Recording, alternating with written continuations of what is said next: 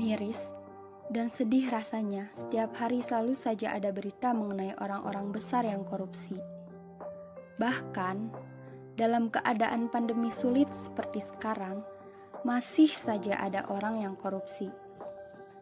Setiap orang, termasuk kita, punya potensi untuk melakukan korupsi.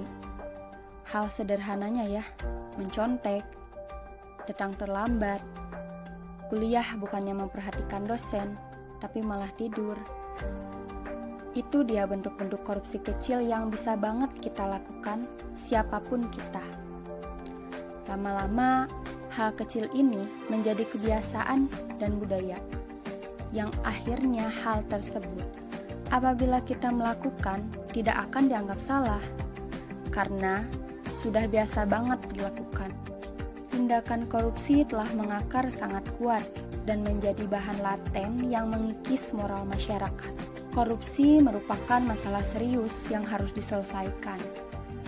Bahkan, Indonesia masuk ranking 3 sebagai negara terkorupsi se-ASEAN dan tingkat 102 dari 108 negara di dunia yang disurvei.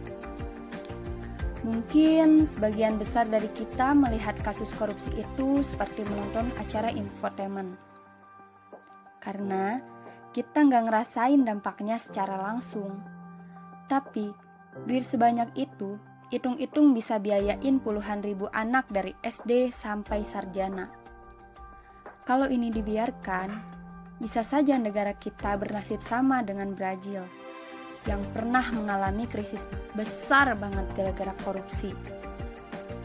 Jika Indonesia terus-menerus korupsi, bisa saja perekonomian negara kita ini terhambat. Terbayang bagaimana nasib masyarakat yang kurang mampu jika Indonesia terus-menerus korupsi.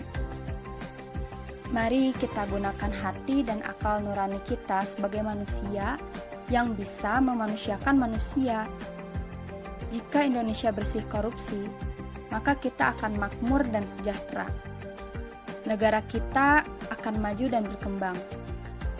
Apakah kalian tidak tergiur dengan hal itu? Kita ini sebagai mahasiswa agent of change atau penggerak perubahan haruslah sadar bahwa peran mahasiswa sangatlah penting, khususnya dalam mencegah korupsi.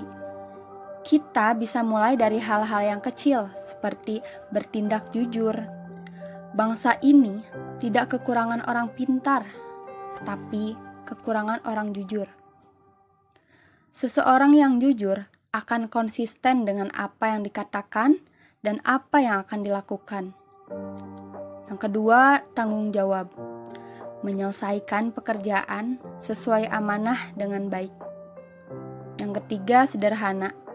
Tidak berlebih-lebihan. Kita harus bisa menyesuaikan keadaan kita dengan kebutuhan kita. Bersikap sederhana akan membuat kita lebih menghargai antar sesama.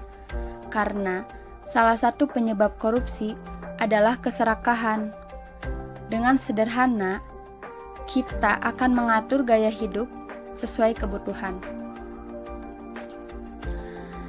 Apa yang saya sampaikan dalam video ini semoga dapat mengingatkan dan mengajak semua untuk terus membangun diri dan menguatkan integritas untuk menjalankan pembangunan yang akan menghadirkan kesejahteraan bagi bangsa.